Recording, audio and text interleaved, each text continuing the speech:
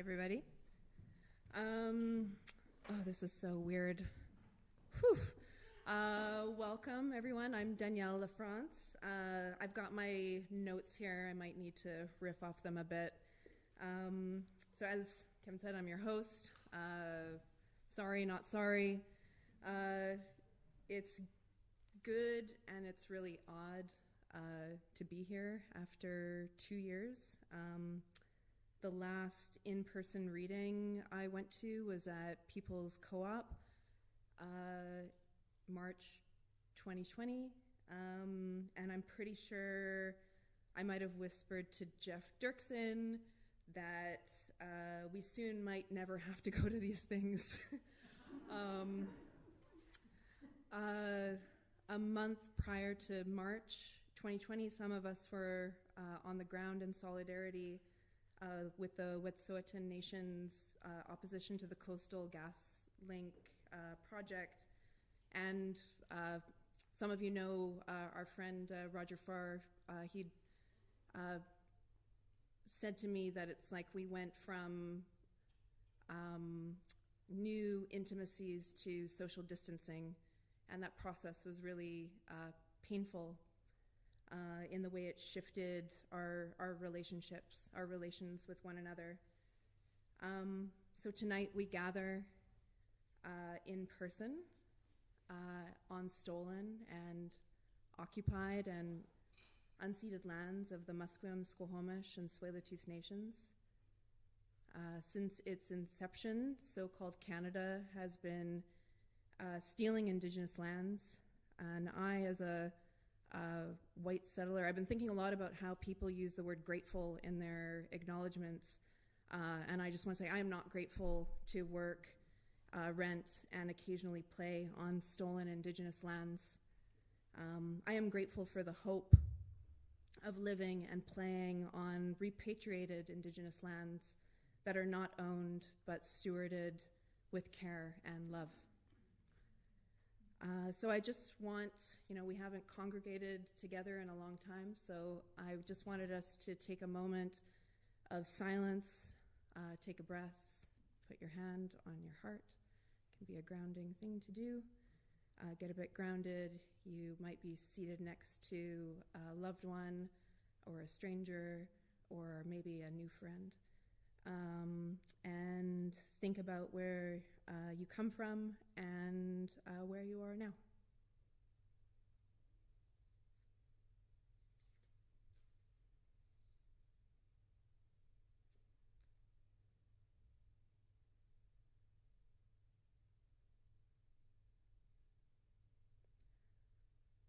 I think throughout the course of the pandemic, I really relished the possibility of never attending another poetry night.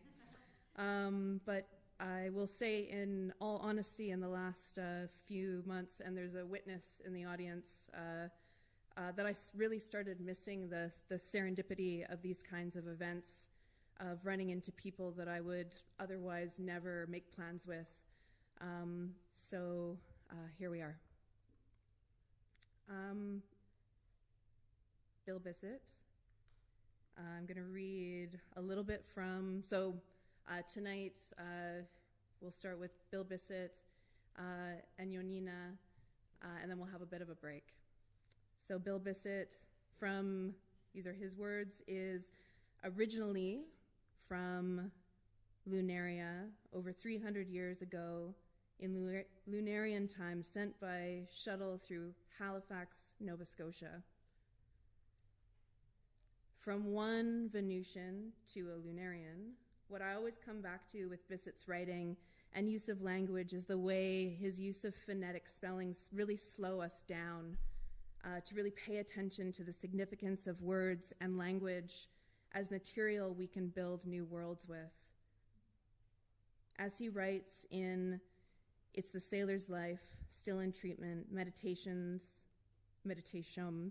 from Gold Mountain, words have effects on our hearing. Two scientists from Psychology Today who believe in God write, a single word has the power to influence the expression of genes that regulate physical and emotional stress. This Venusian, with a sailor mouth who doesn't believe in God, says, may Bill Bissett keep on writing, keep on performing, so that we too can let go of our learned, scripted behaviors like he attempts to offer us with every poem.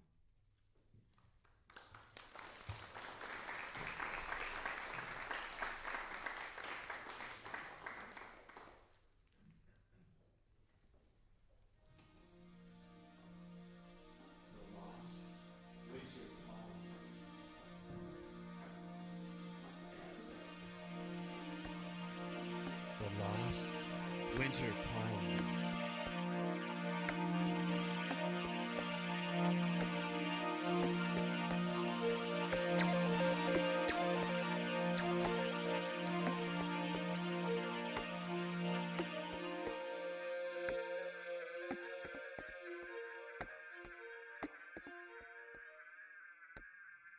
Sitting in the snowfields, ice in the clouds, and in the falling air, the river's starting to freeze, clumps of ice now forming, coyotes nearby, and by the time you get to Gold Mountain, nothing can be lost.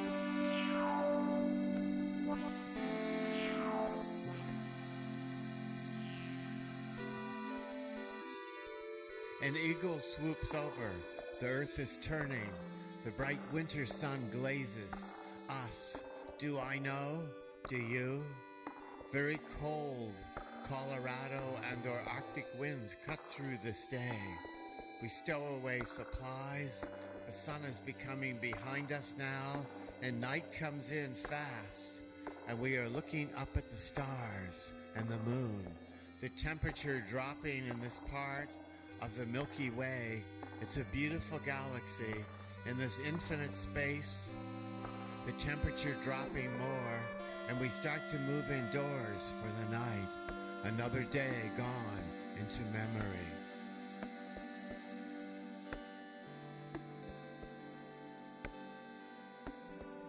The miracle of being, becoming the fire, keep us through.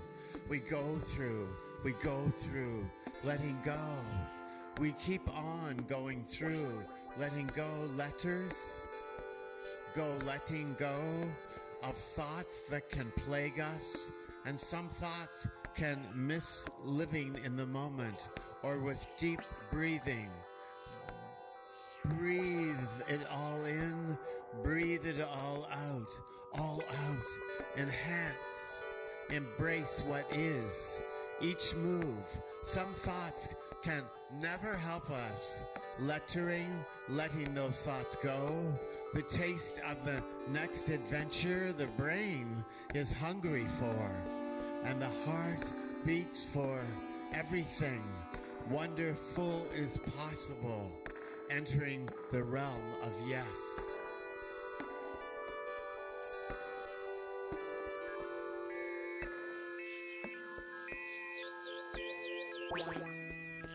Some presence beyond linear right-angled thought can lessen the worry and the difficult side effects of being and becoming.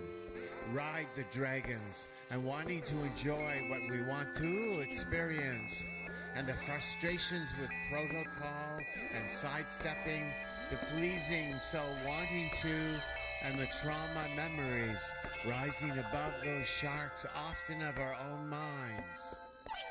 Rise above, in the all dancing concurrent with desire growing and ungrowing, how it is, they said, sighing and belting out, it is what it is, it is what it is, illusions and delusions, a smoother paste and plateful and starving, and Pate ate the stenographer. The barber couldn't stop cutting. Bumps in the road, excellent feeling, and a new neuroplasticity, and lettering so many judgments go. Pain, pleasure, comparing happiness, loss, gain, days, molecule to molecule, all what we are made from, of sunsets, which is really earth, turning farther away from the sun, asserts and dissolves, and the singing atom brings us in.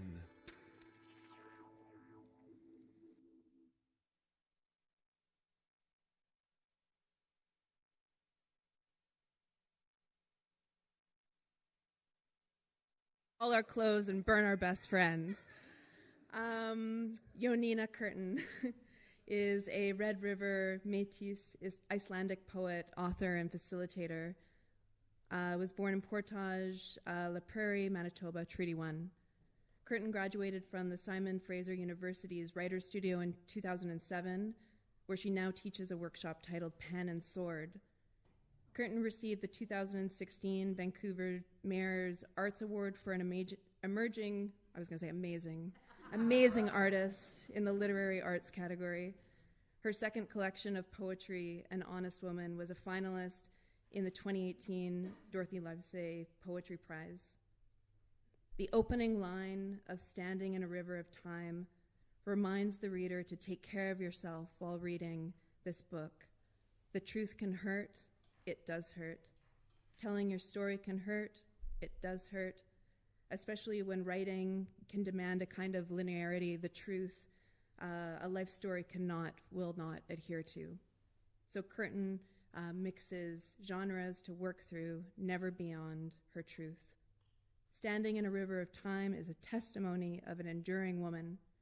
This testimony is placed in a container of Curtin's choosing, at her own discretion, sharing with all of us because she wants to.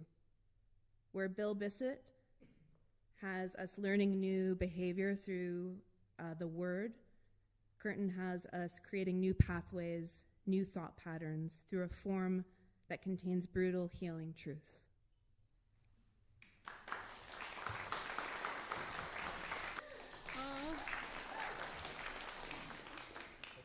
Wow. Hi, everybody. It feels strange to be in person.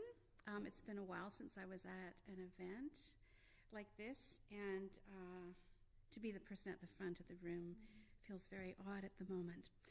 So I'm just going to take a minute just to calm myself, to take you in, to say thank you for being here. It's been so strange to not see people for so long, and now it's strange to see people, so there you go. We have to get used to each other again. There's so many people to thank, but it's not the Oscars. I have this big speech here that I was ready to give. I think I'll pass on most of it. I will have to say my thank yous other ways, but thank you definitely to Talonbooks. I wouldn't be here were it not for them. So I thought I would begin with this chapter that's titled Displaced, It's Always About the Land. And every chapter in this book begins with an epigraph, and this one is from Jean Tallé's book, The Northwest is My Mother. The Métis were not Indian enough to be acknowledged as having land rights, and they were too Indian to benefit from any policy other than slum clearance. One thing was certain: they were not wanted in the city. And they're speaking of the city I grew up in, Winnipeg.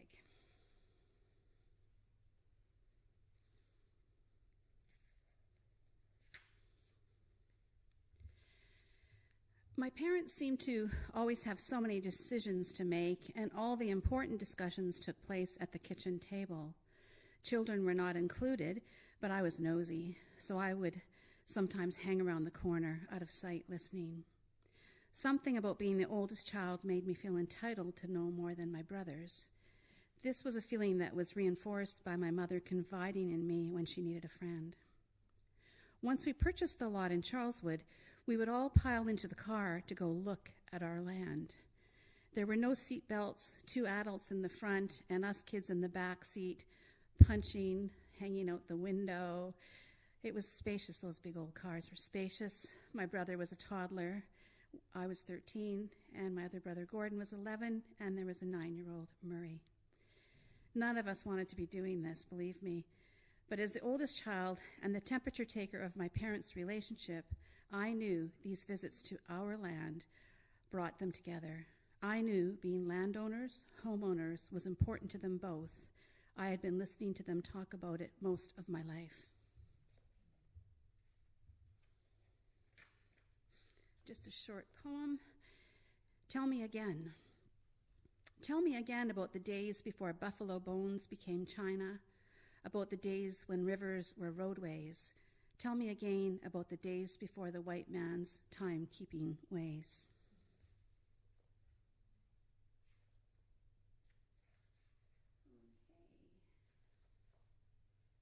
I'm trying to give a few little snippets from here and there. So this comes from a chapter called A Fresh Start. One door closes, another opens. And every chapter begins with an epigraph, and this one is from Leslie Marmon Silko's book titled Ceremony. The old instinct has always been to gather the feelings and opinions about trauma that were scattered through this village, to gather them like willow twigs and tie them into a single prayer bundle that would bring peace to all of them. But now the feelings were twisted, tangled roots, and all the names for the source of this growth were buried, out of reach. There would be no peace, and the people would have no rest until the entanglement had been unwound to the source. So at this point in the book, I'm a year and a half sober, enrolled at the Maple Ridge Treatment Center, and not because I want to drink, but because I actually am anxious all the time, and I really would rather die. It's 1988.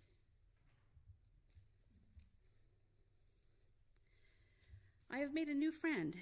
She who saved me is a fiery black woman who speaks her mind. She has seen the way I do my hair and makeup every day and all those matching tracksuits.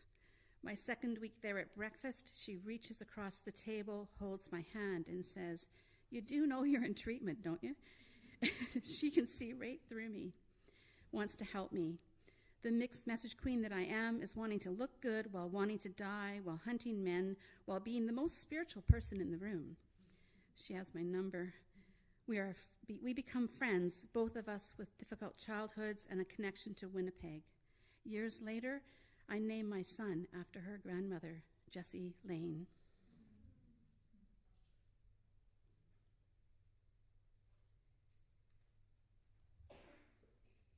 So now we're into the chapter called Rebirth.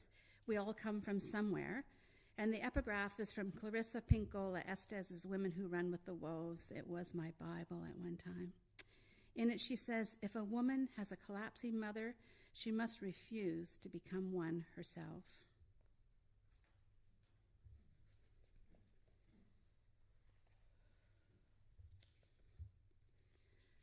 The first time I met you, I was lying on the couch of VJ, a healer specializing in a practice called rebirthing. For months now, she has been taking me down back to my own birth. Sometimes we do this in water to make it easier for me to enter the spaces where I began. Together, we visit my mother's womb, a time before words. In those moments, all that exists is water and the drumbeat of my mother's heart. Every visit, VJ asks me to recall my descent down the birth canal. Some days I resist the best way I know how. I escape into my mind, the wordless place of meditation. When she notices this has happened, she asks me to change position, to get on all fours. I'm to pump up and down, breathe deeply. I don't like this. I prefer the drifting. Then one day, while floating on her couch, there you were, touching my face as a blind person reads Braille. My face, a map you followed. Your hands I now know. I could feel your spirit, the lightness of you, as you introduced yourself to me. That was my son.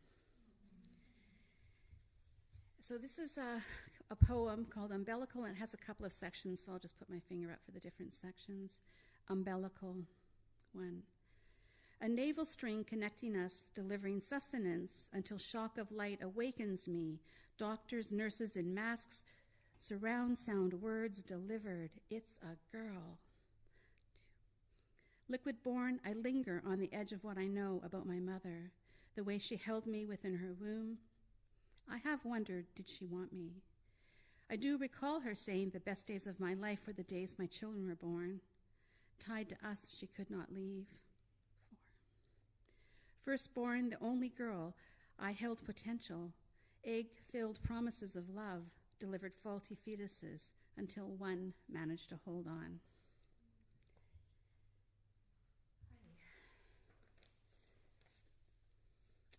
So essentially, this is a book about the layering of grief. I didn't even realize till it was over that it's a book about survivor's guilt and the confusion, I knew this part, that comes when you don't know where you come from. It begins with the loss of my mother and how her death made me a seeker. It's about intergenerational trauma and reconciliation, my reconciliation. So I'll just end with 2 small poems. This one was inspired when I was reading Jean Tallé's book, The Northwest is Our Mother, and I started to understand who I came from, like how strong they were, and I had such a sense of pride suddenly that I'd never felt before, so I'm very grateful to her for this. It's called Born of Water. Born of water, meant to float, I sink until I rise to the big sky songs of my people, traveling rivers, strong arms paddling 1 stroke per second. My ancestors' canoes carried them north, where a daughter was born. The mixing of blood continued until I, born of water, give thanks, hold my hands up to the big sky. Rolling back west,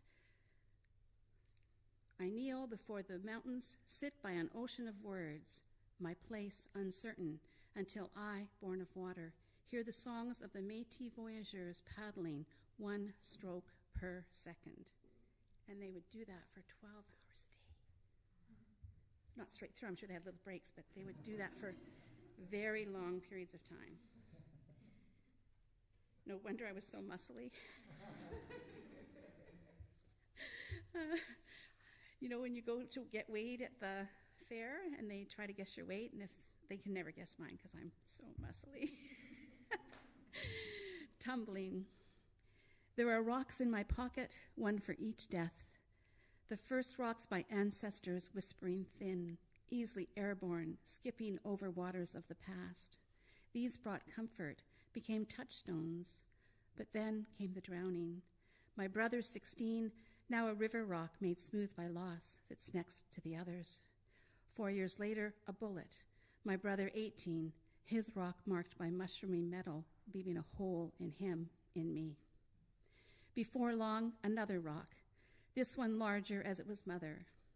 Aunties, uncles, grandmothers, grandfathers followed. For so long, I carried the dead. Afraid to let them go, I brought them everywhere. Others could not see the rocks in my pockets. They could not hear the tumbling, did not feel the beat from the rubbing against one another, feel the heat. Every rock heavier than the last, harder to carry.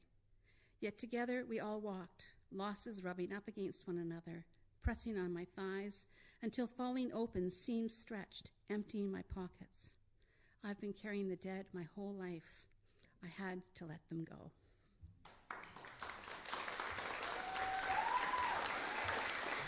Okay, Ivan. Ivan Drury is a founding member of Red Braid Alliance for Decolonial Socialism, as well as an editor and writer with the Volcano newspaper. When I'm not poeting, I work as a librarian at the Carnegie Center, and we always have the Volcano on stock, and it also inundates our downtown east side of the news board. So thanks very much to Ivan for being a part of that.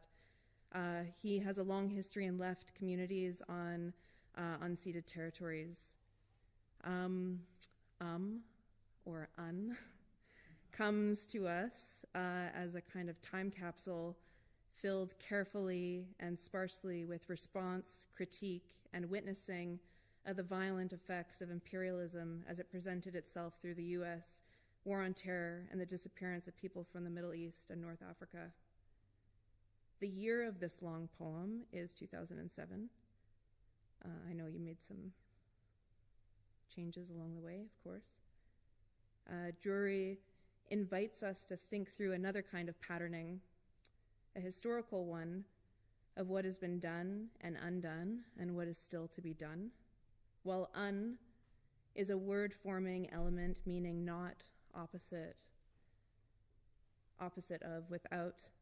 Drury presses throughout the text that negation can act to undo hegemonic frameworks that would rather have people disappear, maybe to get undone right, really depends on whose time we're on.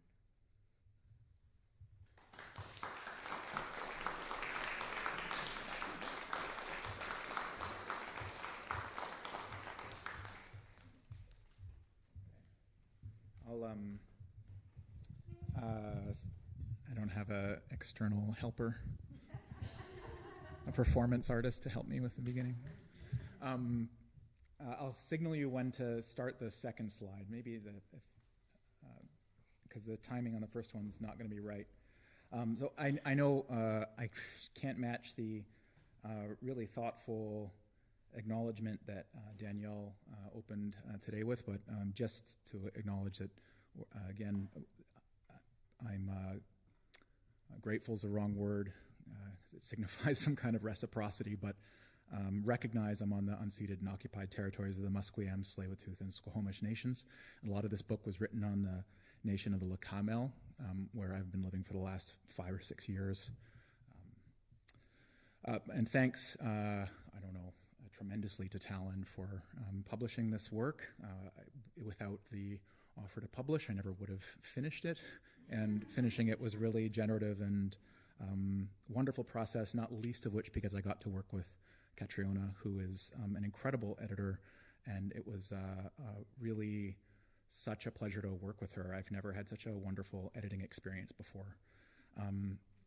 And thank you, I think I mentioned in my acknowledgements, Cecily Nicholson, who throughout the many years that I was paying very little attention, I think denying my attention to the world of literature and poetry, the over focus on political struggle, Cecily reminded me all the time that this matters, and I was smart enough maybe to listen to her, and so without her, there's no way I would have published this book. It's just absolutely inconceivable, so thank you, Cecily, and Les for working together on that design. It was also an excellent experience. And finally, thanks, Danielle, Bill, Juanina, and Catriona for sharing, allowing me to be on the stage with you. It's a real, I feel like I feel a lot of gratitude for that.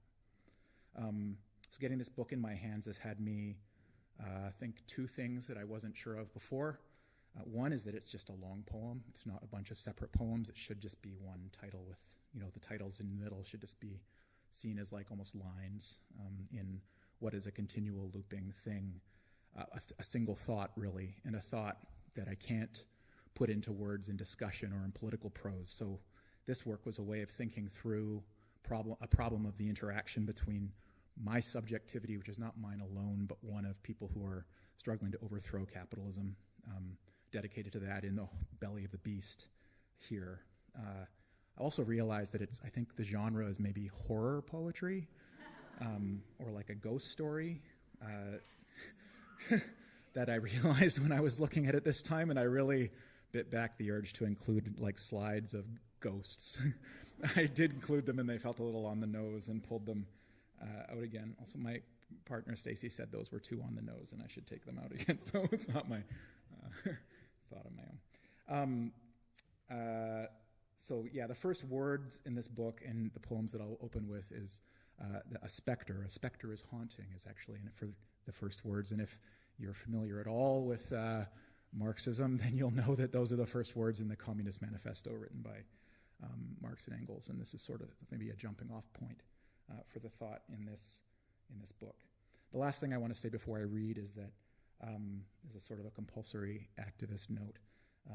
And it was on Saturday I went to a talk by hotel workers from the Hilton Hotel who've been locked out by Hilton for a year. This Friday, the 15th of April, will mark a year that they've been locked out by their employer as they try to destroy the union of a predominantly female racialized workforce, mostly Filipino and Asian women. And they've been holding the line despite being bought back individually. Like if individual signs an agreement, they can come back. And so the fact of the strike continuing is really tremendous. And they have a rally tomorrow at 5 o'clock at the Hilton at Metrotown. And I thought I should mention that. Okay, the first poem is called Chain Linked. A specter is haunting. Negative space. Extra legal. A past tense. 4 chain-linked walls bend it like Bentham. Extra legal detention, a legal extradition, asymmetric warfare. PLUS. How many imperial gallons? VERSUS. How many liters in a waterboard? EQUALS. An UN. A negative specter, officially denied. An UN. An UN.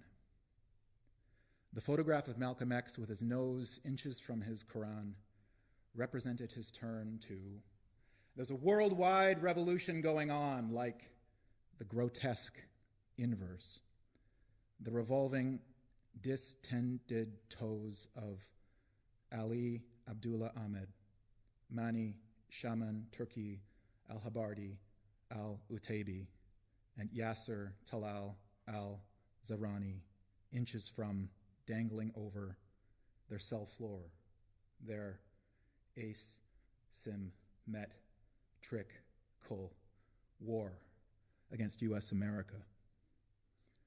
Between Miami and the deep blue sea, do missing maps, EQUAL,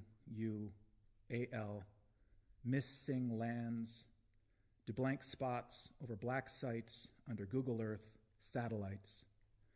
Between Miami and the deep blue sea, between Dakar and Mississippi, is there a Camp Echo in here?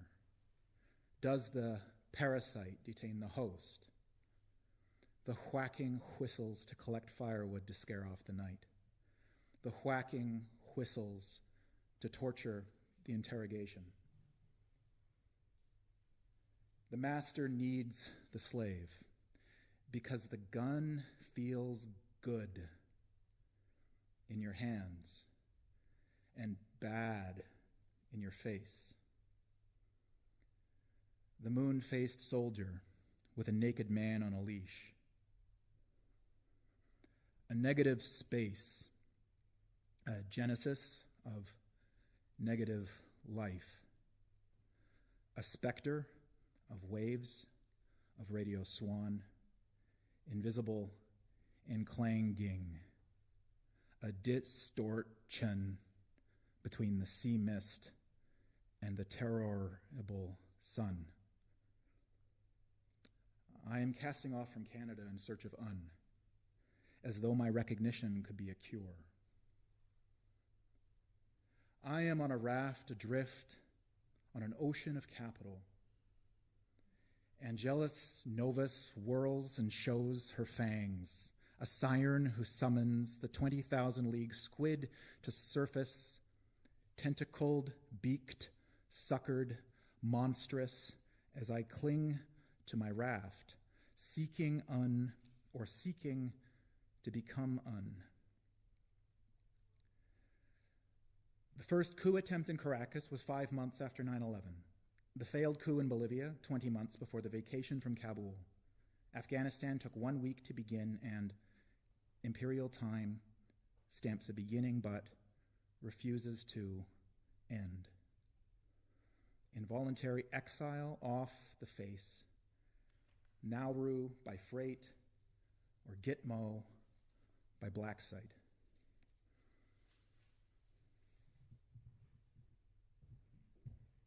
Second poem is called Enter the Municipality of Black Site, a nuclear weapon-free zone. The industrial center could not hold. From the deck of the freighter on a sea without swell, Stanley Park is a hippie crown, perched on a financial forehead of glass. The bourgeoisie, too, recycles. The mayoral candidates all wear Homes Now buttons, all engage earnestly on the side of the debate to ban plastic shopping bags. I learned to ride a bicycle on a street with chest-deep ditches that froze in the winter, to skate, socks pulled over pant legs. First learned the way to a friend's house 2 doors down, then school, then home became a place. Day, birth beginning and end. And I became another and learned to specify my and not my mother. Dried blood mistaken for rust. Bagram does not buck its back, but shifts groaning like an iceberg or an ant colony behind glass. A hive of basements burrow from cement stairwells, drills into sleep space.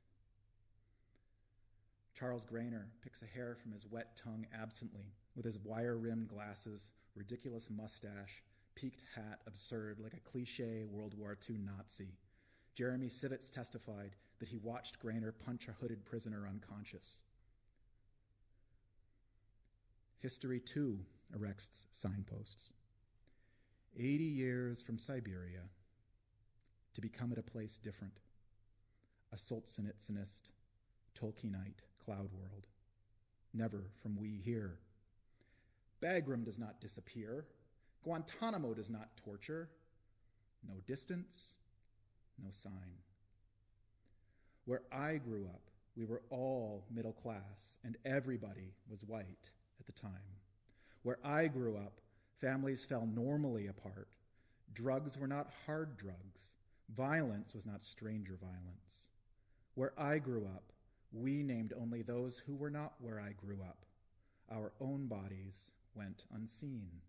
I was trained in don't see color. Packed between the studs of our failed bourgeois family structure and sealed with the drywall we painted with our fear, distance was insulation.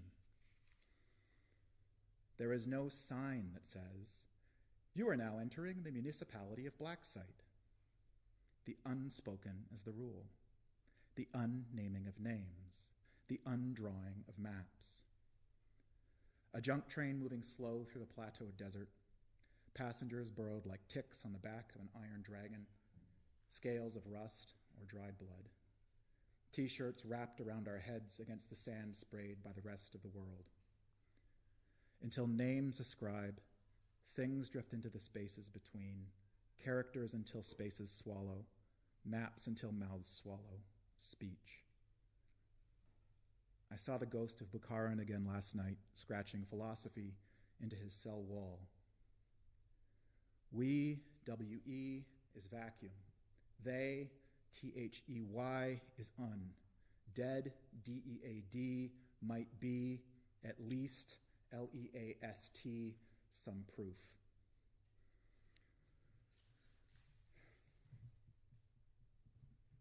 You skip to the next one.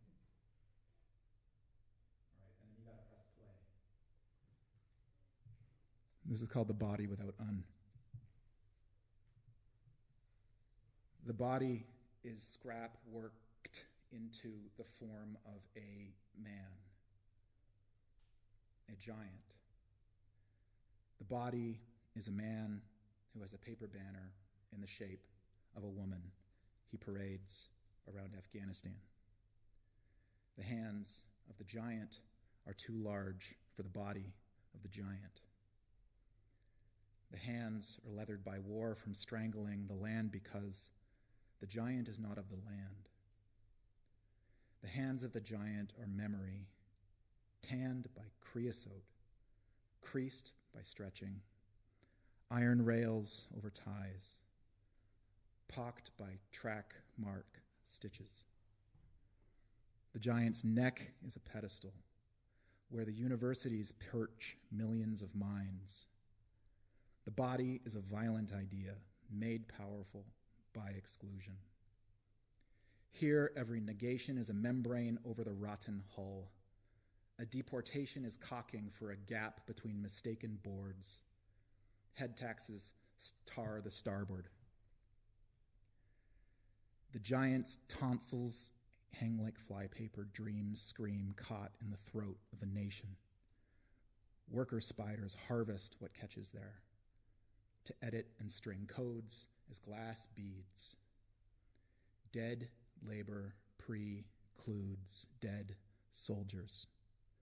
Lateral social division, the vertical consumption of exchange value. A soldier rides the precision-guided missile from a robot flying through the bright Libyan sky into a pixel flash on the lime green screen from a trailer in the Vegas desert. a triumph of dead labor over the living, a fossil with a gun, a dried husk, a hard-tack grave, an imprint with a clip, a remote drone.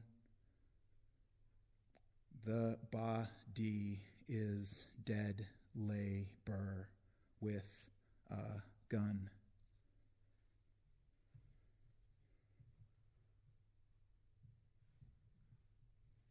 This last poem is called Lights, Walls, Metropoles. The apocalypse cometh. The blanket kills. The revolution revolts. And all that is uttered drifts. The Abu Ghraib torturers have served their sentences. The Union of Canadian Correctional Officers proletarianizes. Under such global force winds, even steel evaporates. The vacuum howls. The tower mourns.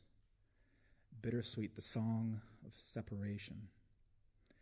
How well we speak. Je me souviens, Rambo 3, the heroic mujahideen. Hunger strikes for a pair of shoes, a better blanket, visitation rights, medication, recognition. A pair of shoes, a better blanket, visitation rights, medication, recognition. This part is supposed to be in Margaret Thatcher's voice, and I can't do a British accent. I'm going to embarrass myself. Can anyone do a British accent? Can you remind me what it sounds like? There is now. No, it's not Margaret Thatcher's. It's very slow. I practiced her cadence after listening to her thing, and then I couldn't do it. I can't do it in the midst of anything. I'm just terrible at it. So imagine Margaret Thatcher's voice. There can be no question of political status for someone who is serving a sentence for crime. Crime is crime is crime is crime. Shit is to sands as suicide is to un. There is no jurisprudence without crime. There is warfare and asymmetrical warfare. Dear detainee number 940, do you remember buttery skin under your palm? Do you wake up sick and stay in bed? Do you dream of highways or sores on your skin? Do you lust, despite the glass at the corner, at the crook of this concrete ceiling and concrete walls and the wire-cuttered window in your door? Do you look at clocks? Are there clocks anywhere? Are there clocks everywhere? Do you brush your teeth and floss? Do you feel like watching TV is a waste of time? Are there TVs anywhere? Are there TVs everywhere? Beneath such a hood, what memories, what projections? Lights, walls, metro poles. Is it too loud at night? Is it too quiet in the day? The triumph of form over content, of medium over message, is rage against the machine, echoing loud in a cement cell. Fuck you, I won't do what you tell me. Fuck you, I won't do what you tell me. Fuck you, I won't do what you tell me. Constant dark and constant light and constant noise and constant hum. Occasional footfall. Hinges creak. Behold, our dream cometh, without flag, without law, without nation state. A long intestine spilling out of hand. Behold, the black site, a land where is and cannot be. Close my eyes, leave our lights on. I like the fleshy glow at the end of long days under fluorescence. The lights will not leave my eyes. Light worms move against sleep, loose fibers of the day. Blankets kill. Day covers night. What spots of light? Remembered, projected beneath these hoods. Behold, a land where is. Thank you.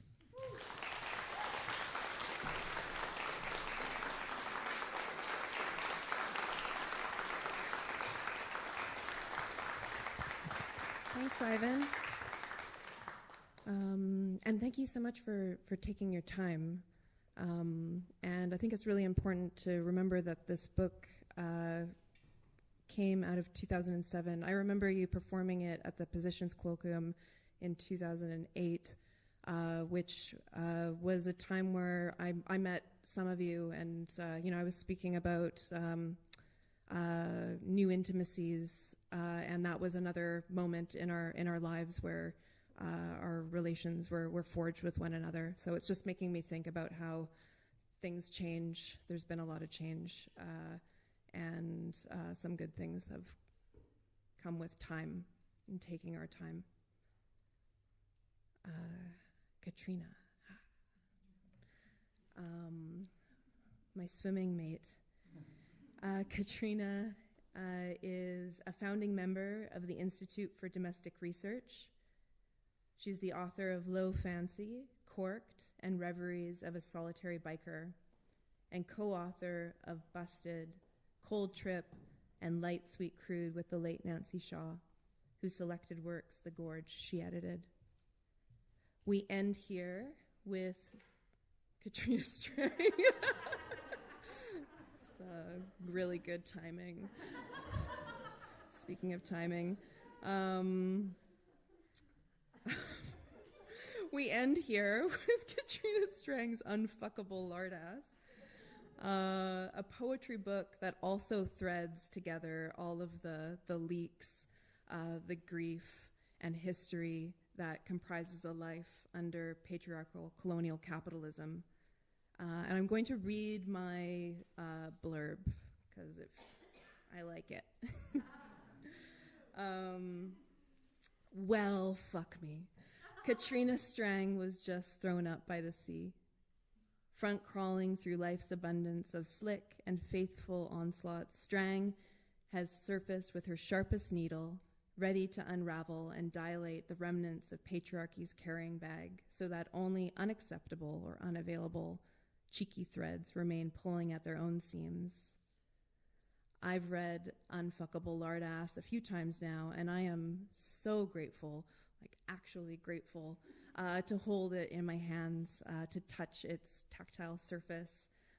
I welcome Katrina, my friend, my confidant, my swimming mate, and also my editor onto the stage.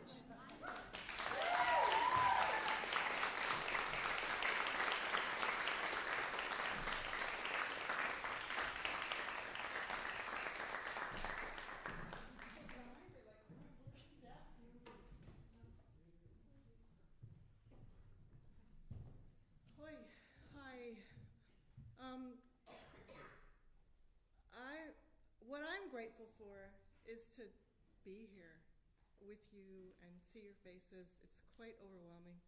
I think this is the first time I've been out. I'm also really grateful to work with such caring and supportive people as the people that I work with at Talon. I mean that. I love you.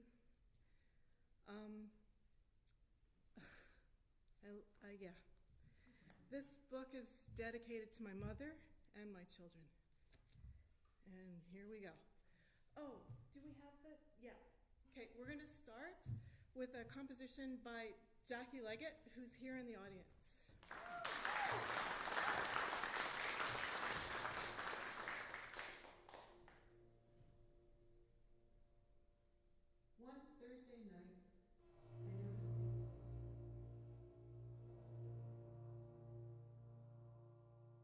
One Thursday night, I noticed the uniqueness of each body in the Killarney Pool change room,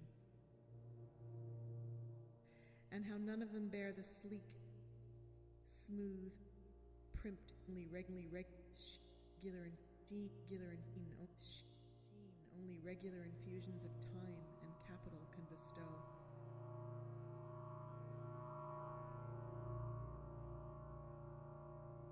And although Annie said I should write about the tenacity of the wildlife on the river beneath the Oak Street Bridge, wrens, kinglets, sparrows, hummingbirds, herring, bees, seals, blackberries, tansy, fennel, willow, alder, mushrooms, oak, and how they seem to thrive right in the midst of tugboats, tractors, cranes, barges, logjams, cement plants, cars, trucks, bridges, trains, airplanes, garbage, capital's relentless onslaught. Tonight, swimming in this crowded pool, all I can think about is the streetlight reflected on the dark, rain-slicked pavement, shifting and glittering like sunlight on the sea. Reminds me of the many nights my young body spent tramping through the streets in the wet dark, circulating through the city like streams of shining water filled with a plethora of body types, like ducks bobbing on the river.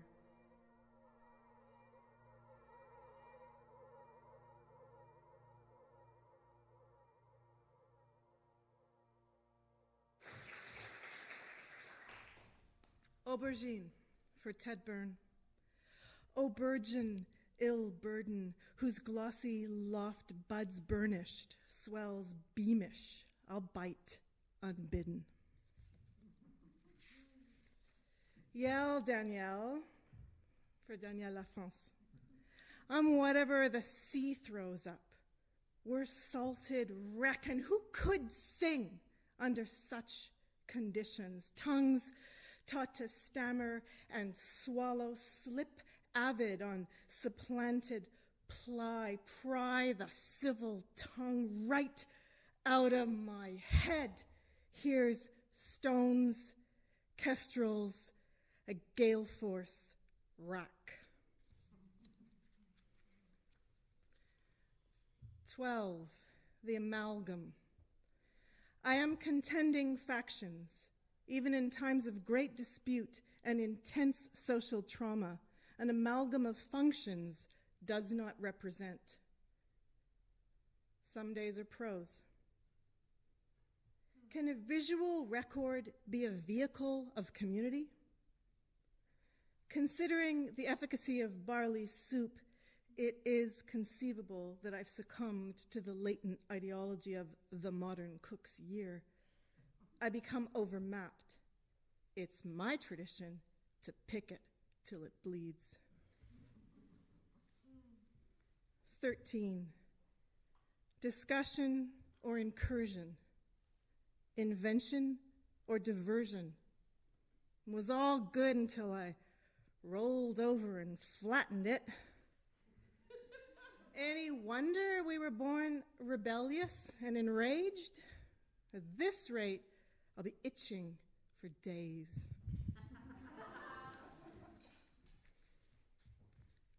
15, new green shoots again, welcome wonders, edge rippling, torn up, replete rates, joyous ply, now baffle cavorting, uphill and down.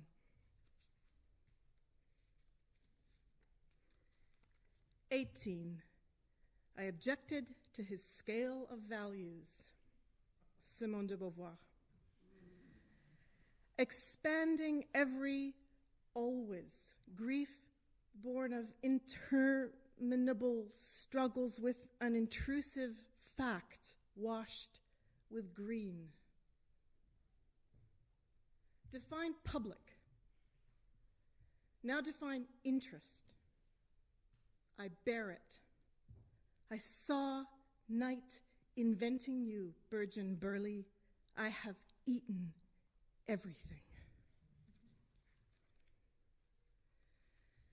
So that's the bottomless depths of my love divided by the number of times I inadvertently take a screenshot trying to turn off my phone.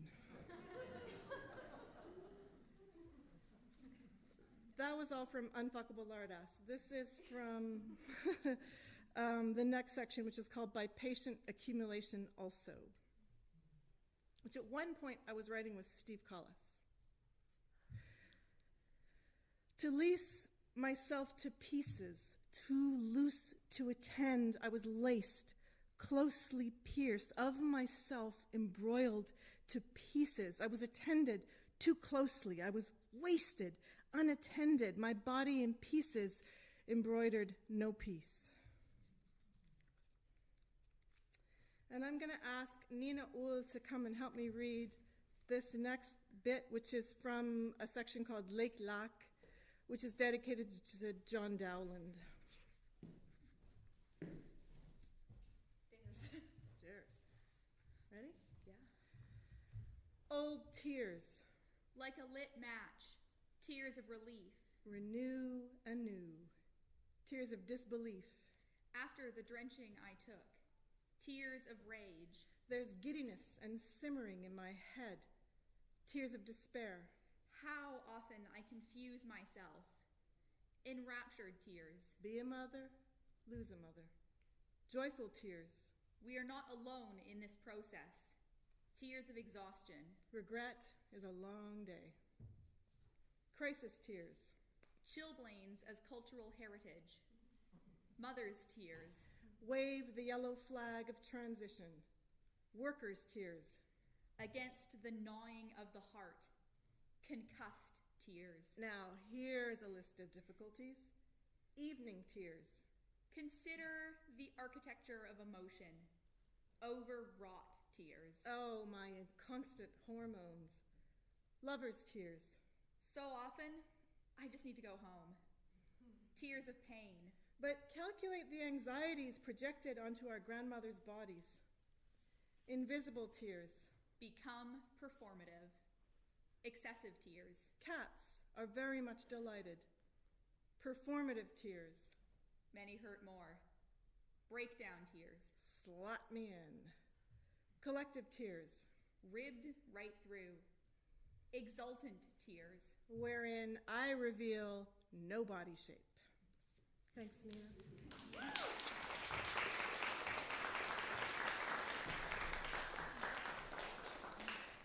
3, Big Salty Mama.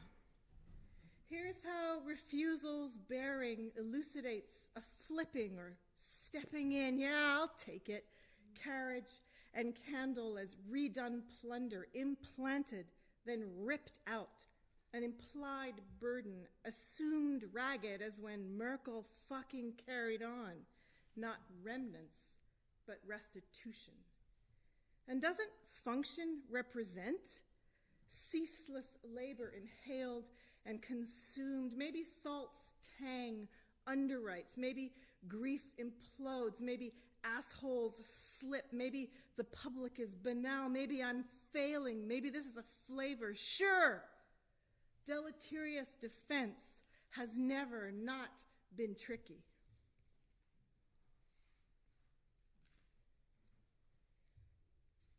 This last section is called Fuck Variations. A woman with a cudgel changes tents in order to be seen. Plow the fucking fields. And what would I be fit for? Despite the relief in loss, I became a subject merely due to my associations. Fuck it! Now we see the violence inherent in the system. Ruin, spoil, exhaust, or wear out. Insert hapless intensifier here. We don't care what you say. And no, I don't care to mess around. When did I come so closely to resemble the Venus of Willendorf? How deep into the earth might my spine dissolve? Why am I ambivalent? How hard my tongue can press against my teeth? How far will that red stain spread? Feels good until you stop scratching. How messed up is that?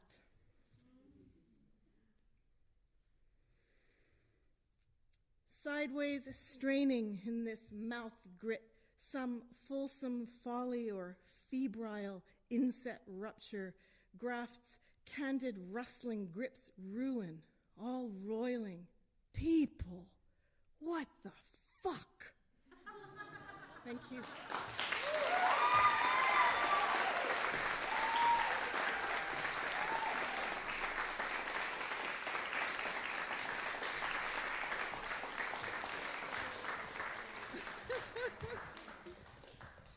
I love it. Thank you, everybody, for being here. I'm going to end with some final words.